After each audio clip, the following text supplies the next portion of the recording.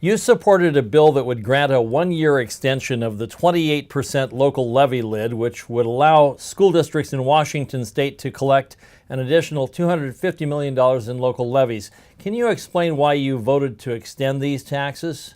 I sure can, John.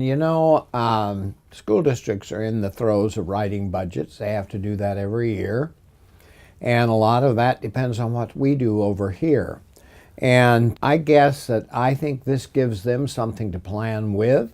Hopefully we can do the McClary decision and get that off of the table, and then they won't have to worry about the levy lid cliffs. But in the meantime, I see what happening if we don't have this assurance there for them. What I see happening is a lot of these, particularly younger teachers, are going to be pink-slipped. And I think that's a horrible thing to do. Sometimes there are new, eager people that are anxious to teach our children. They may have come into our communities and purchased a home. And what is this telling them? That we don't care. And what I want to tell them is we do care. And we do need to have a protection for them. Now, with that said, let's get down and do the work of the McClary decision and get that off the table once and for all, so school districts do not have to continue to worry about levies and levy lids supporting what we should be supporting from here. You have a public hearing coming up in the House Appropriations Committee on a bill you co-sponsored that would provide a small increase for state employees and teachers who have retired under the Plan 1 system. Tell us about that. Well, as you know, we have a multitude of folks that retired from the state under the Plan 1. And the Plan 1, up until about 9 years ago, had a COLA. And that COLA was taken away from them during the recession and has never been restored.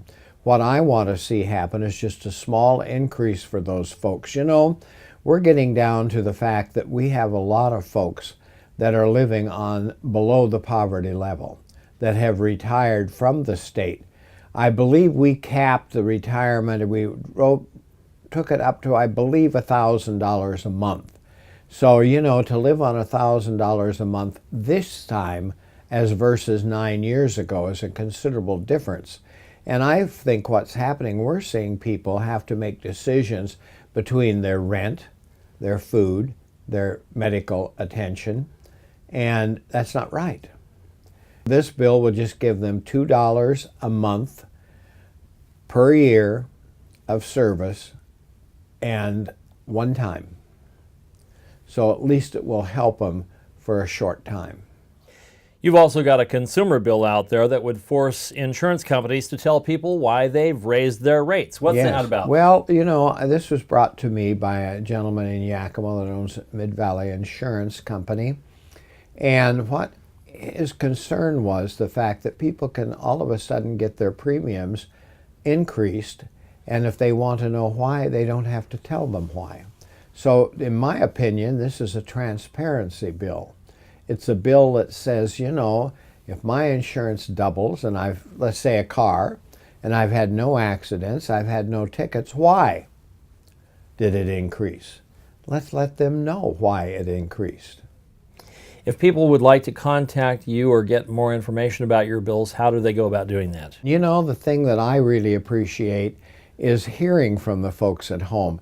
In fact, back to question number 1, John, when you ask about the levy lid, I have had multiple emails this morning thanking me from school people and teacher groups and whatnot that hopefully this will ease the worry of a budget.